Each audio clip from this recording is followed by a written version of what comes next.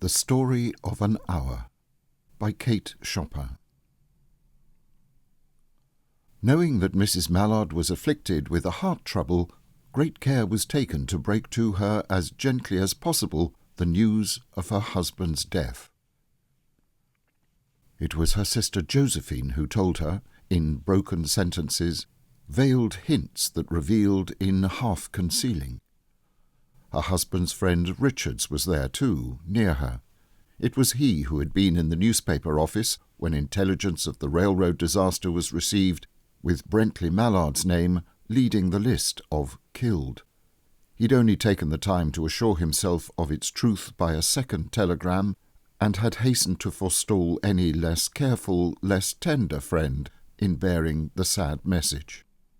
She did not hear the story, as many women have heard the same, with a paralyzed inability to accept its significance.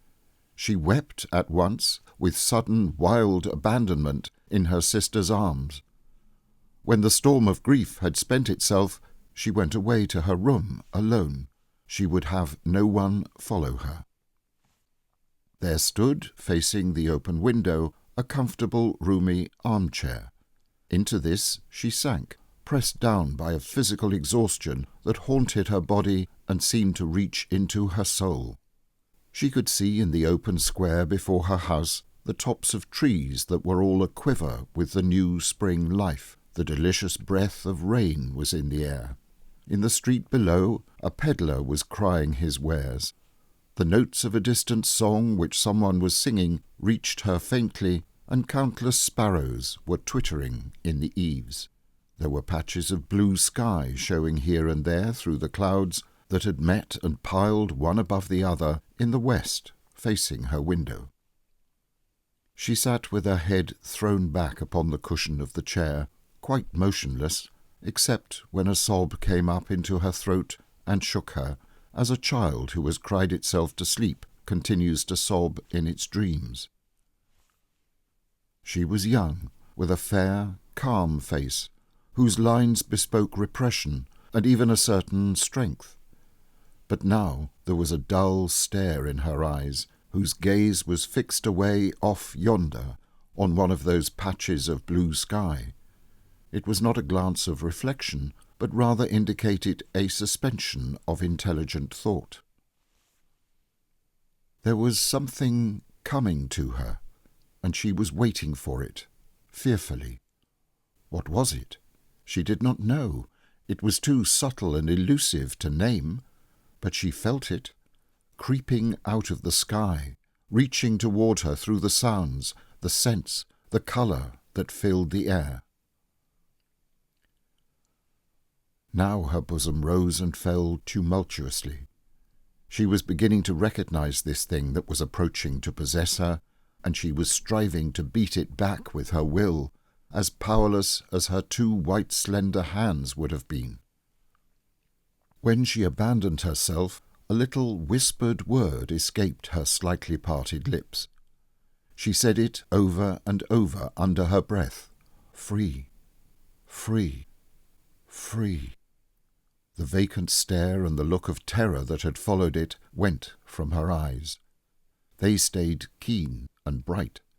Her pulses beat fast, and the coursing blood warmed and relaxed every inch of her body. She did not stop to ask if it were or were not a monstrous joy that held her. A clear and exalted perception enabled her to dismiss the suggestion as trivial. She knew that she would weep again when she saw the kind, tender hands folded in death, the face that had never looked save with love upon her, fixed and grey and dead. But she saw beyond that bitter moment a long procession of years to come that would belong to her absolutely, and she opened and spread her arms out to them in welcome. There would be no one to live for her during those coming years. She would live for herself. There would be no powerful will bending hers in that blind persistence with which men and women believe they have a right to impose a private will upon a fellow creature. A kind intention or a cruel intention made the act seem no less a crime as she looked upon it in that brief moment of illumination. And yet she had loved him, sometimes, often she had not. What did it matter? What could love, the unsolved mystery, count for in the face of this possession of self-assertion which she suddenly recognized as the strongest impulse of her being? Free! Body and soul free, she kept whispering.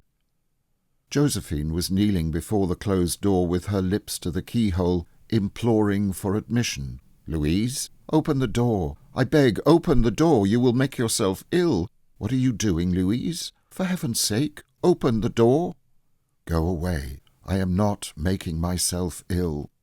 No, she was drinking in a very elixir of life through that open window. Her fancy was running riot along those days ahead of her, spring days and summer days and all sorts of days that would be her own. She breathed a quick prayer that life might be long. It was only yesterday she had thought with a shudder that life might be long. She arose at length and opened the door to her sister's importunities. There was a feverish triumph in her eyes, and she carried herself unwittingly like a goddess of victory. She clasped her sister's waist, and together they descended the stairs. Richard stood waiting for them at the bottom. Someone was opening the front door with a latch-key. It was Brently Mallard who entered, a little travel-stained, composedly carrying his gripsack and umbrella.